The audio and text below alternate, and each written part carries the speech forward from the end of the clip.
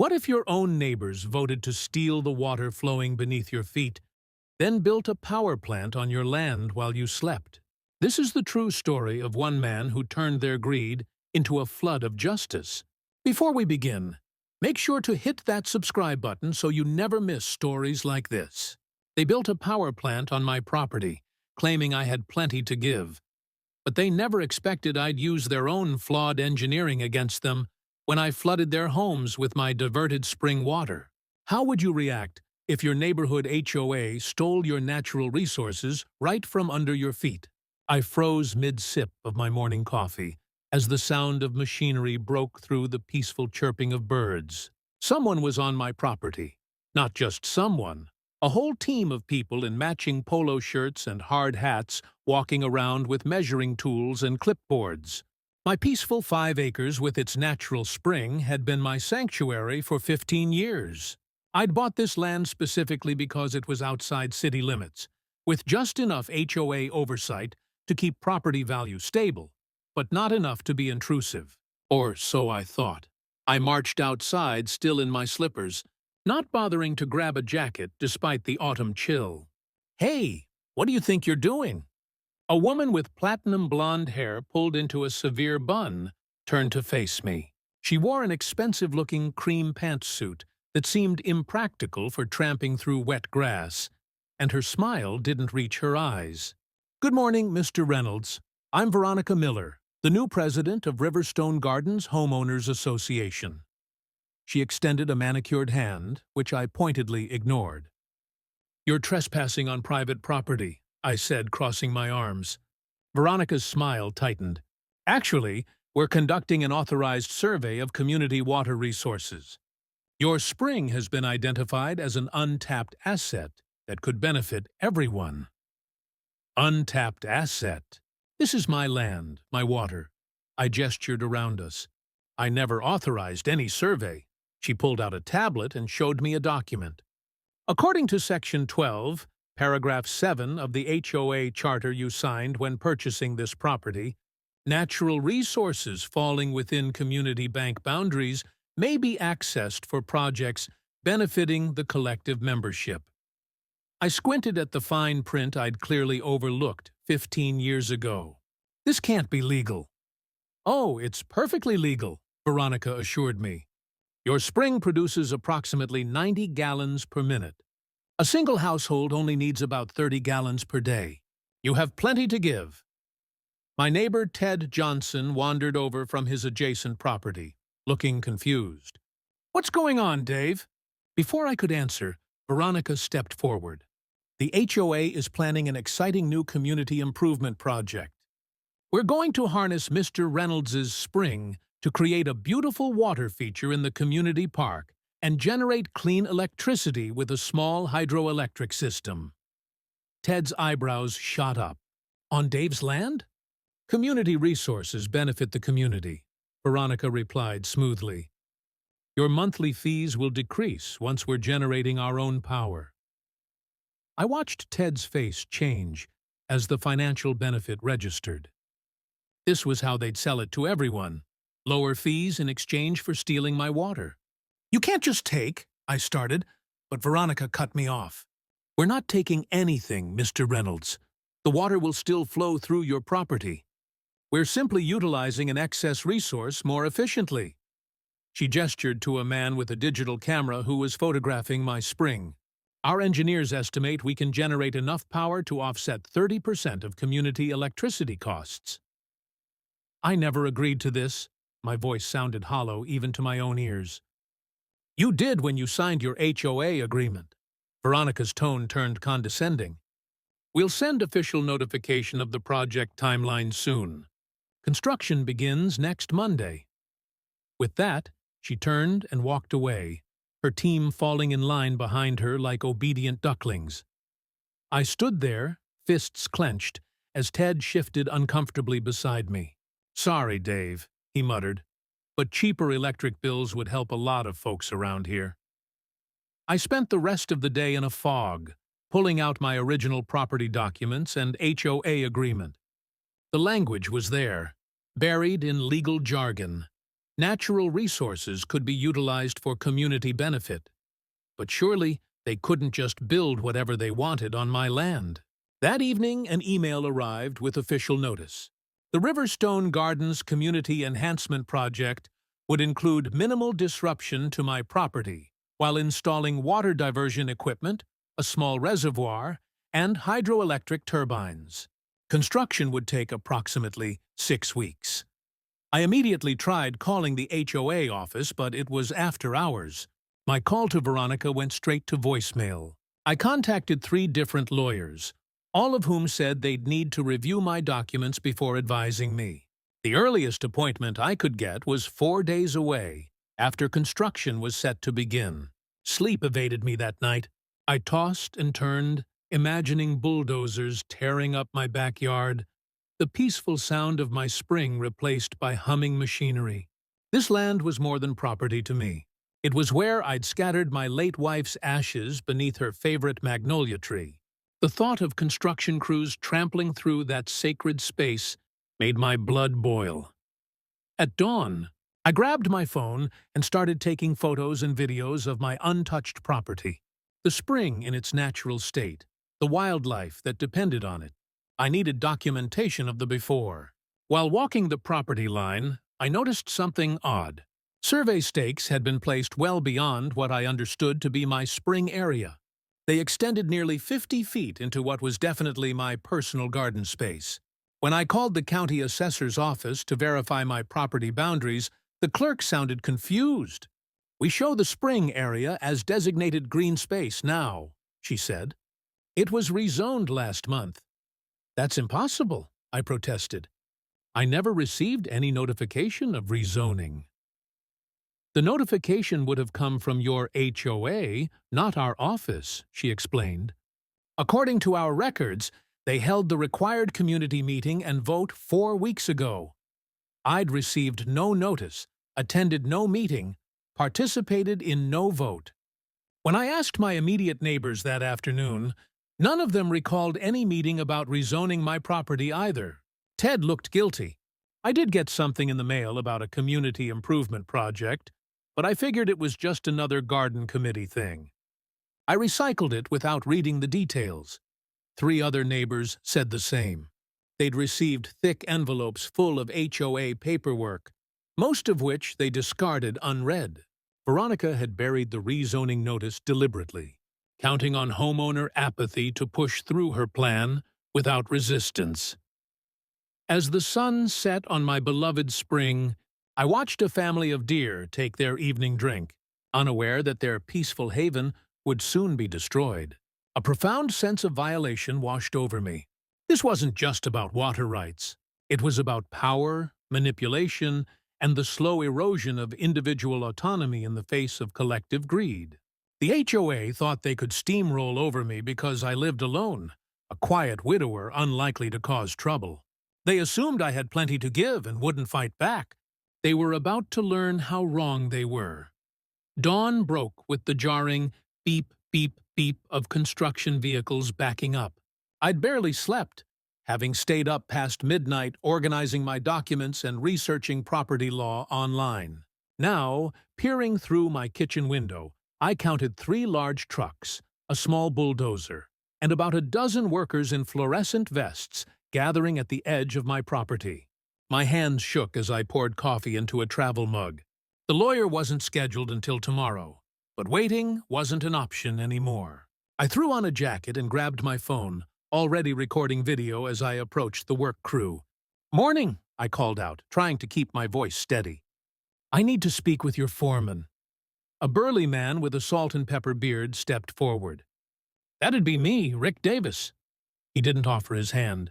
"I'm Dave Reynolds. This is my property, and I have not authorized any construction here."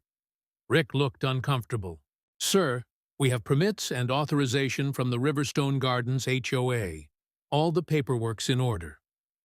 "May I see these permits?" I kept recording as he reluctantly handed over a folder. The permits looked official with county stamps and signatures, but something caught my eye. The property description didn't match my deed. According to these documents, The spring area had been community property all along. "This is incorrect," I said, pointing to the discrepancy. "I have the original deed showing this entire area belongs to me. You've been given falsified documents."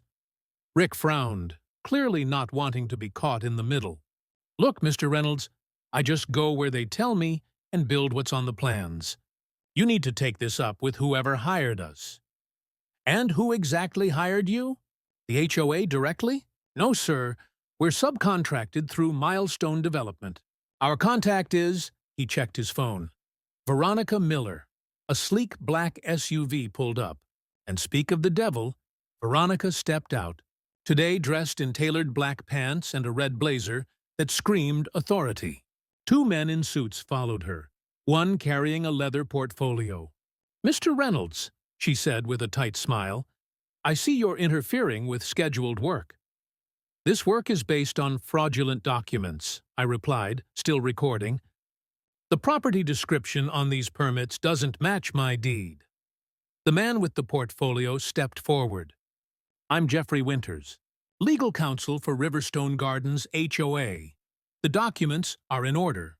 The spring area was always designated as community accessible in your original purchase agreement. Accessible for recreation, maybe, not for industrial development." Veronica sighed theatrically. "This is hardly industrial. It's a small-scale renewable energy project that will benefit everyone, including you. Your monthly fees will decrease substantially." "I don't care about the fees. This is my property, and you're planning to build on land where my wife's ashes are scattered." My voice cracked slightly, and I saw Rick the foreman wince in sympathy. Jeffrey cleared his throat. "We were unaware of that sentimental attachment, but the project has been approved and funded. The construction area can be adjusted to avoid any memorial sites." "The entire property has sentimental value," I insisted, "and I have documentation proving this rezoning was done without proper notification to homeowners." Veronica's eyes narrowed. "Every homeowner received the required notices. We followed all legal procedures." By now, several of my neighbors had wandered over, curious about the commotion. Eleanor Thompson, a retired judge who lived 3 doors down, pushed through to stand beside me. "I received no such notice," she stated firmly, "and I read every piece of mail that comes to my house." Veronica's smile became brittle. Perhaps it was lost in delivery. Regardless, the meeting minutes show the vote passed overwhelmingly. "What was the count?" Eleanor demanded. Jeffrey consulted his notes. 37 in favor, 3 opposed, with the remainder of homeowners abstaining. Eleanor crossed her arms. "Riverstone Gardens has 128 households. You're telling me only 40 people voted on a major infrastructure project? Those who don't participate forfeit their right to complain about the outcome." Veronica replied coldly, "I noticed more neighbors gathering, their expressions shifting from curiosity to concern as they overheard the conversation." Ted Johnson pushed forward. "I never got a voting ballot," he said. "Just some general newsletter about community improvements." Several others nodded in agreement. Murmurs spread through the growing crowd. Veronica's composure slipped momentarily before she plastered on a professional smile. "There seems to be some confusion. We'll temporarily pause construction while we verify all procedures were followed correctly." She turned to Rick. "Your crew can work on the access road preparation today instead." After they walked away for a private discussion, Eleanor pulled me aside. "Dave, something's not right here. I've seen this kind of steamrolling before. We need to act quickly." By noon, I'd formed an impromptu neighborhood committee. Eleanor, with her legal background, helped 8 of us draft formal objections to file with both the HOA and county offices. Ted volunteered his garage as our meeting space, guilty about his earlier indifference. "I should have paid more attention," he admitted. "They're counting on us not reading the fine print." Eleanor had retired a year ago after 20 years on the district court bench. "In my experience," she said, "when someone rushes a project without proper transparency, they're usually hiding something, Let's find out what Veronica doesn't want us to see. James Patterson, a quiet accountant from down the street, raised his hand. I serve on the HOA Finance Committee. We never approved funding for a hydroelectric project. The only water-related item on our last agenda was routine maintenance for the community pool. My phone rang, the local newspaper returning my call. I'd contacted their tip line about the situation, hoping for some public pressure. The reporter sounded interested, especially when I mentioned the disputed rezoning and the scattered ashes. Just as our meeting wrapped up, a text arrived from an unknown number. Check Milestone Development's other projects and their connections to board members. It was from Rick the foreman, apparently having second thoughts about his role in this. That evening, a certified letter arrived at my door. A cease and desist order prohibiting me from interfering with community improvements and threatening fines of $500 per day for continued obstruction. I was still staring at the letter when Eleanor called. "Dave, I've been doing some digging. Milestone Development is owned by Thomas Miller." "Miller? Any relation to our HOA president?" "Her husband. And that's not all. Their company recently filed permits for 3 luxury home developments that would require significant water rights. I think your spring is a test case for something much bigger." A chill ran down my spine as pieces clicked into place. This wasn't about community benefits or lower electric bills. This was about proving they could seize private water rights through HOA regulations, a precedent they could use for commercial gain elsewhere. The next morning, I awoke to the sound of machinery again. But this time it was different. A massive drilling rig was being positioned near my spring, far larger than anything needed for the described project. When I approached, armed security guards blocked my path. "Sir, this is now a restricted construction zone. HOA residents aren't permitted beyond this point for safety reasons." "This is my property," I protested. The guard shrugged. "Not according to my instructions, sir." Through the trees, I spotted Veronica watching with a satisfied smirk. She'd accelerated the timeline, knowing we were organizing resistance. Whatever they were planning to do to my spring, they wanted it done before we could stop them legally. As I retreated to call Eleanor and our newly formed committee, I noticed something alarming. The water level in the spring-fed pond was already dropping, and a thick pipe had been installed overnight, leading toward the community property line. They weren't waiting for permits or procedures anymore. They were taking my water right now, counting on legal delays to finish their project before anyone could stop them. What they didn't know was that I had already contacted the State Environmental Protection Office about potential disruption to protected wetlands. They also didn't know that Eleanor had discovered the county commissioner who approved their permits was Veronica's brother-in-law, a clear conflict of interest. But most importantly, they had no idea what else flowed beneath my property, or what would happen when they disturbed the delicate underground water system that had existed here for centuries. As drill bits pierced the earth near my home, I felt a rumble that no one else seemed to notice. The spring wasn't just a surface feature. It was connected to something much larger and more powerful. If Veronica thought I had plenty to give, she was about to learn what happens when nature takes back what's hers. I froze in shock as a huge excavator ripped into my backyard, tearing up the willow trees my grandfather had planted. 2 weeks had passed, and the small community water feature had exploded into an industrial nightmare. My peaceful spring now fed into giant metal pipes. A concrete reservoir bigger than my house dominated the landscape.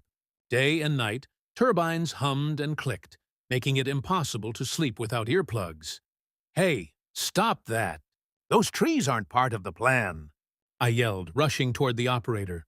The worker shrugged, just following orders from Miss Miller. "She wants this area cleared for the control station." I pulled out my phone and showed him the official documents. "Your permit doesn't cover removing these trees. They're protected by the county's Heritage Plant Ordinance." He turned off the engine. "Look, I don't want trouble. Let me call my supervisor." While waiting, I snapped photos of the destruction. This wasn't just about water anymore. They were demolishing my family history. The knot in my stomach tightened as Veronica's black SUV pulled up minutes later. She stepped out wearing spotless white shoes that looked ridiculous on a construction site. "Mr. Reynolds, always finding new ways to slow down progress," she sighed dramatically. "Your workers are destroying protected trees outside your permit zone," I stated calmly, though my hands shook with anger. Veronica barely glanced at the trees. "We need that space. I've already filed for an amended permit. It'll be approved by tomorrow." "That's not how permits work, and you know it." She stepped closer, lowering her voice. "Let me explain something. My husband plays golf with Judge Williams every Sunday. The same Judge Williams who would hear your case if you tried to fight this." Her smile never reached her eyes. "So, yes, that is exactly how permits work in Riverstone Gardens. 5 lawyers had already turned down my case. Too complicated, they said. The HOA has strong legal standing. I suspected they feared Veronica's connections more than they doubted my case. That evening, I drove 2 hours to meet Ana Jimenez, an attorney from outside our county's influence. "They're definitely operating in a gray area," Ana said, spreading my documents across her desk. "These signatures, half of them look suspicious, and this clause about natural resource utilization was clearly added after the original charter was approved." For the first time in weeks, hope flickered. "So we can stop them." Anna's expression turned serious. "It won't be easy. Always wield incredible power. But yes, we can build a solid case around property rights violations and permit irregularities." I nearly hugged her. "When can we file?" "Give me 3 days to prepare the paperwork. In the meantime, document everything. And I mean everything. Every worker on your property, every piece of equipment, every conversation." Energized, I stopped for coffee on my drive home. That's when I spotted them through the cafe window. James and Veronica huddled in deep conversation at a corner table. James, my neighbor and supposed ally who'd promised to help fight the HOA, what was he doing with her? I slipped inside, pretending to study the menu while straining to hear their conversation. "Appreciate your cooperation," Veronica was saying.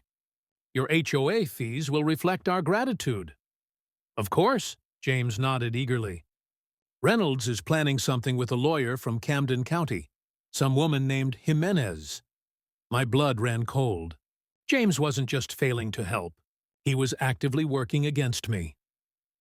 The next day, James approached as I was photographing new excavation work. His friendly smile seemed fake now that I knew the truth. "Hey, neighbor, got a minute?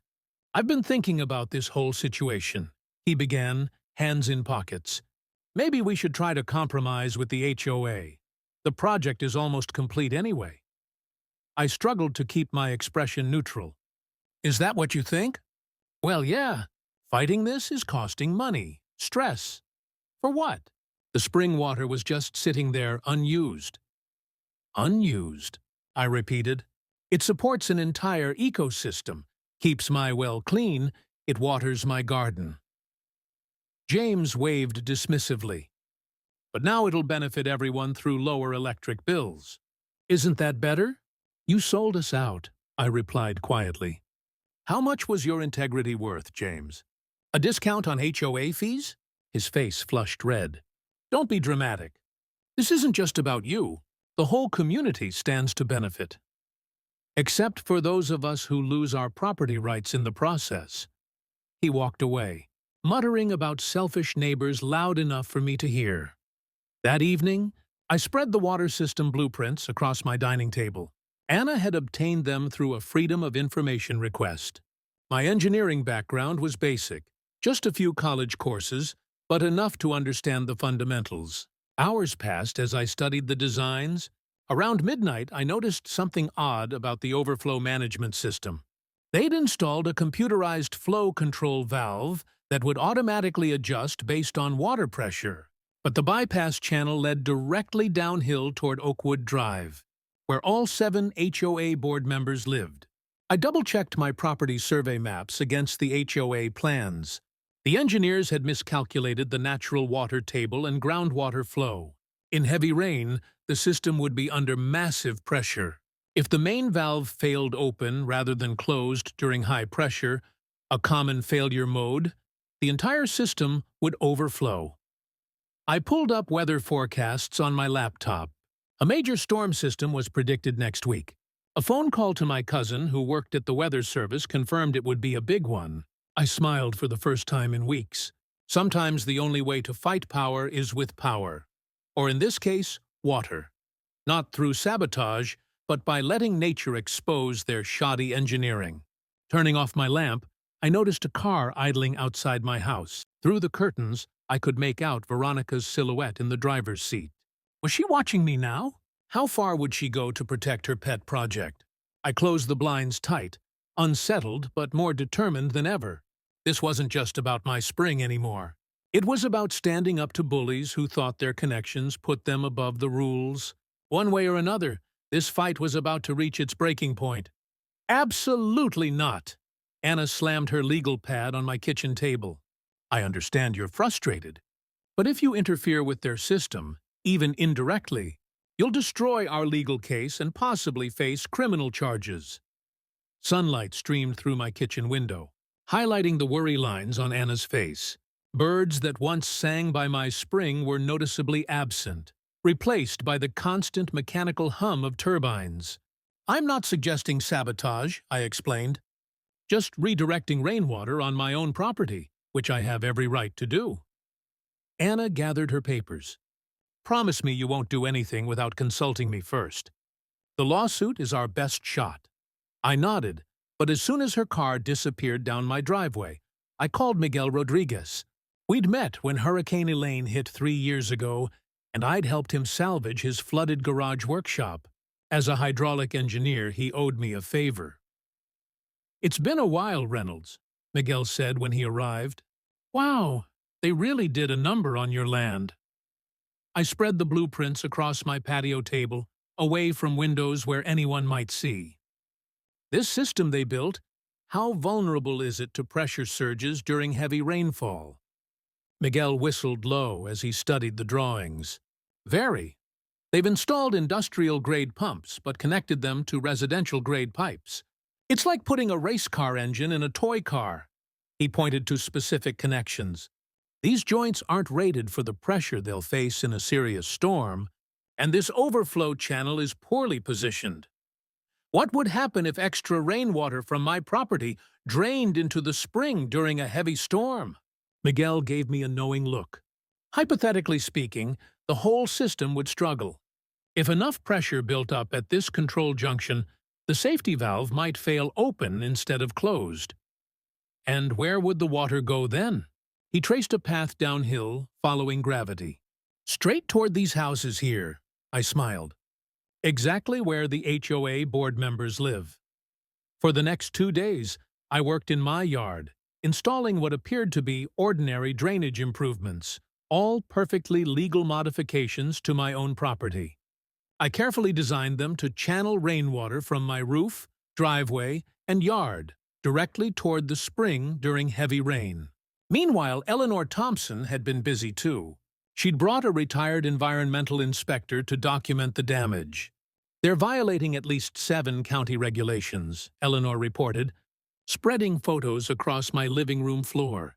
Eroded soil washing into the creek, oil from their equipment contaminating the water, protected plants destroyed without permits. Did your inspector friend take official samples? Eleanor smiled. Better.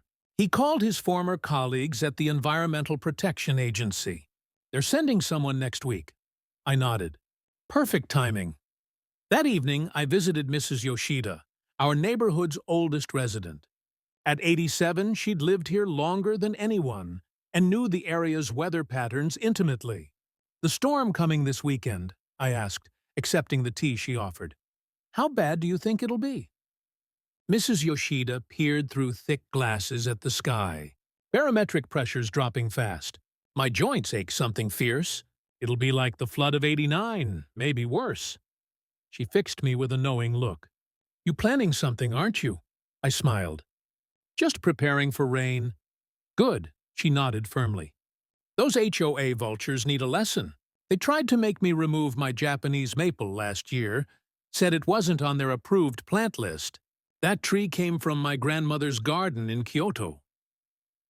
As I left, Mrs. Yoshida pressed a small object into my hand, an ancient-looking iron key. For the old drainage tunnels, she whispered. They run under the whole neighborhood, built before the development existed. The access point is behind the big boulder on your eastern property line. I stared at her in amazement. How did you? My late husband helped build this neighborhood. Those tunnels can move a lot of water very quickly. She winked. Just in case your other plans don't create enough pressure. The local news that night confirmed what Mrs. Yoshida's joints already knew. A massive storm system was heading our way, the heaviest rainfall predicted in years. On Thursday, 2 days before the storm, a strange car parked outside my house. Through binoculars, I watched a man taking photos of my drainage work. One of Veronica's spies, no doubt. Let him look. Everything I'd done was code compliant. Friday afternoon, as dark clouds gathered on the horizon, Veronica and the HOA board hosted a champagne toast at the newly completed power station on my property. They hadn't invited me, of course, but I could see their celebration from my kitchen window. Veronica raised her glass. To progress and community resources properly utilized. Board member Harold Jenkins chimed in. And to steady income from our electricity sales to the power company. My jaw dropped. They weren't just taking my water for the community. They were selling the electricity for profit. I quickly photographed their gathering with my telephoto lens, capturing their congratulatory hugs and the banner reading, Riverstone Hydro Ventures, LLC. That night, rain began falling softly. As I made final preparations, I checked the drainage tunnels Mrs. Yoshida had revealed. They were intact but clogged with decades of debris. Perfect. They wouldn't drain water away too quickly. Around midnight, I received an unexpected text from Miguel. V hired me to check system before storm. Told her design flaws need immediate fixes. She refused, said too expensive and unnecessary. I quit and documented everything. Good luck. I smiled grimly. Another witness for our case. The real downpour began at dawn. Sheets of water hammering my roof, filling gutters and saturating the ground. My renovated drainage system worked perfectly, channeling cascades toward the spring that fed their power plant. Through the driving rain, I noticed James watching from his window as water poured down my carefully crafted channels. Our eyes met briefly before he turned away, perhaps finally understanding what was coming. By noon, the storm intensified beyond even the weather service predictions. Roads became rivers. The mechanical hum of turbines rose to a high-pitched whine as they struggled against the increasing water pressure.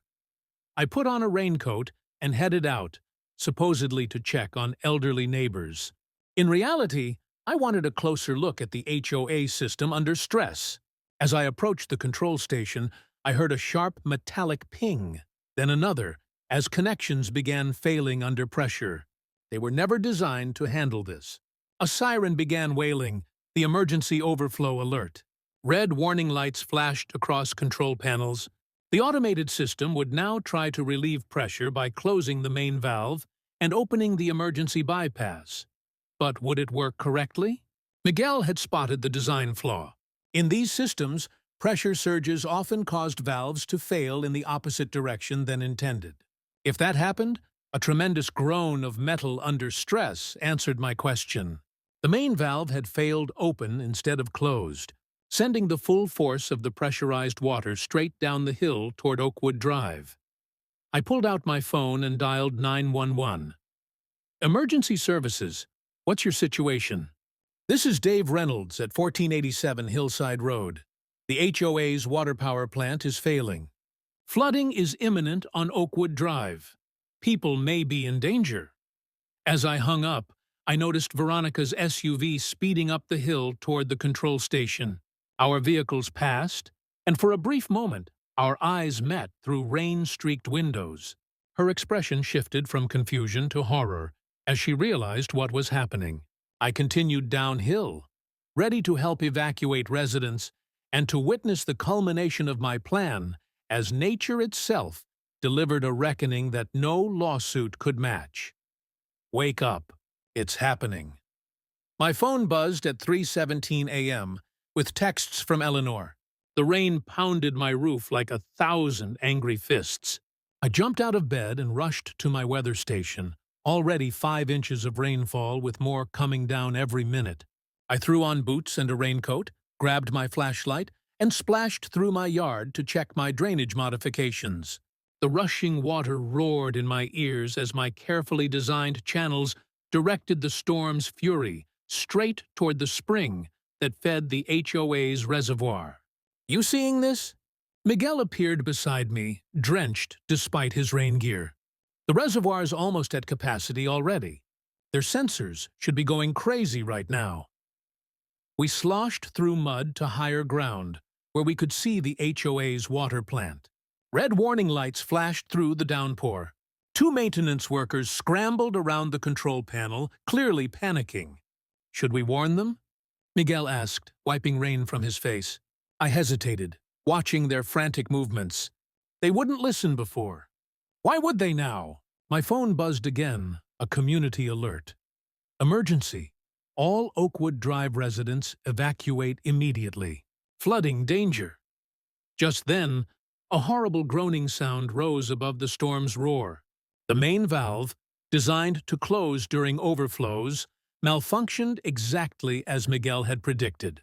Instead of shutting, it opened completely. It's happening! Miguel grabbed my arm. We should get clear. We watched from the hillside as nature took its revenge. The overburdened pipes burst in 5 different places, sending water gushing toward the row of expensive homes where all 7 HOA board members lived. No other houses were in the water's path, just theirs. I dialed 911 immediately. Emergency. Flooding at Riverstone Gardens. The HOA water project has failed. People might be trapped. As first light broke, I joined rescue efforts. The water had carved a path straight through Veronica's prize-winning garden and into her home. I found her standing in her driveway in pajamas and designer rain boots, screaming into her phone. "This is sabotage!" she shrieked when she spotted me. "You did this!" "I warned your engineers that building on wetlands was dangerous." I kept my voice level while helping an elderly couple from next door into a rescue boat. "I told you my spring could overflow during heavy storms. You ignored every warning." Police Chief Tate waded through knee-deep water, taking notes. "Mrs. Miller, we've received complaints that this project lacked proper permits. Is that true?" Veronica went pale. "We had all the necessary approvals." "Actually," said Eleanor, appearing with a waterproof folder, "the county never approved diverting natural water sources. I have copies of all permit applications and denials." Veronica lunged for the folder but slipped in the mud, landing face first in filthy water. When she stood up, her perfect makeup streaked down her face like war paint. "This isn't over," she sputtered, pointing a shaking finger at me. I watched calmly as water continued pouring into board members' homes. The reservoir level kept rising despite the burst pipes. If the main dam failed, the damage would be catastrophic. "Everyone clear the area!" shouted Fire Captain Rodriguez. "The structure is unstable." As we retreated to higher ground, a tremendous crack echoed across the neighborhood. The reservoir wall bulged, concrete crumbling. "It's going to blow!" Miguel yelled.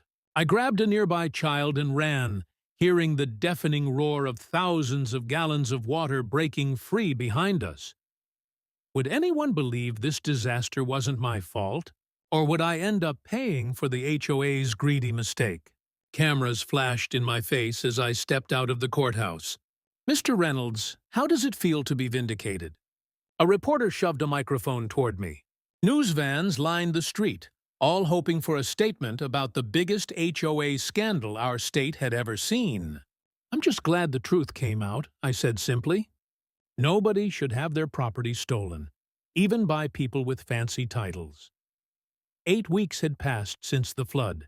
8 weeks of investigations, emergency community meetings, and shocking revelations. The county inspector held up a stack of papers at yesterday's hearing. Not one legal permit was obtained for this project. Not one. My lawyer, Anna, squeezed my arm as we pushed through the crowd. Did you see Veronica's face when they showed the emails? I thought she might faint. Those emails had blown the case wide open. Messages between Veronica and her brother-in-law's construction company planning how to rush the water plant through without proper oversight. They deliberately falsified documents and bribed a junior clerk for preliminary approvals. Mr. Reynolds called Mrs. Patel, my neighbor from 2 streets over. She hurried toward us, waving a blue folder. The petition has over 200 signatures now. The entire board must resign. The community that once stayed quiet about HOA bullying had finally found its voice. People stopped me in the grocery store to share their stories. Ridiculous fines, threats, property violations. Everyone had suffered under Veronica's reign. My phone buzzed with a text from Miguel. Turn on Channel 5 now. Anna and I rushed to a nearby cafe with a television.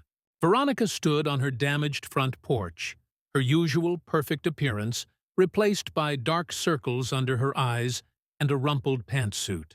I have always acted in the best interest of Riverstone Gardens, she insisted, as reporters shouted questions.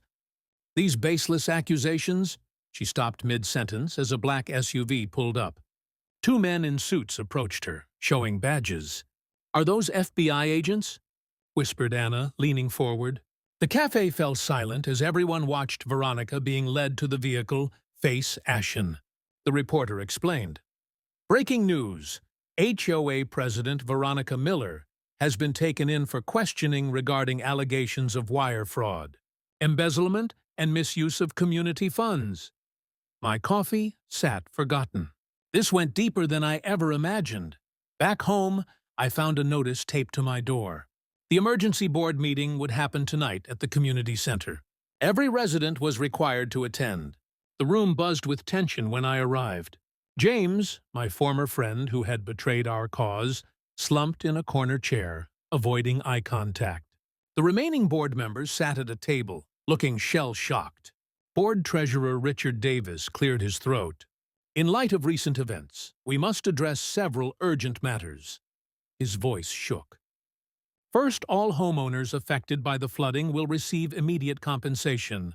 Second, the water project is permanently terminated. Third, he paused, sweating visibly, the entire board hereby resigns effective immediately. Cheers erupted around me. Eleanor leapt to her feet, waving the petition. We demand emergency elections and a complete review of all HOA bylaws. The community center became a war room as neighbors formed committees, examined financial records, and planned the rebuilding of damaged areas. I found myself nominated to head the new oversight committee that would prevent future abuses. 3 days later, workers began dismantling the water plant on my property. I watched them haul away pipes and equipment, exposing my beautiful spring once again. What will you do with it now? Asked Miguel, standing beside me. I smiled, unfolding architectural plans I'd been working on. A community nature preserve, open to everyone, protected forever, with proper permits, of course. Eleanor approved immediately.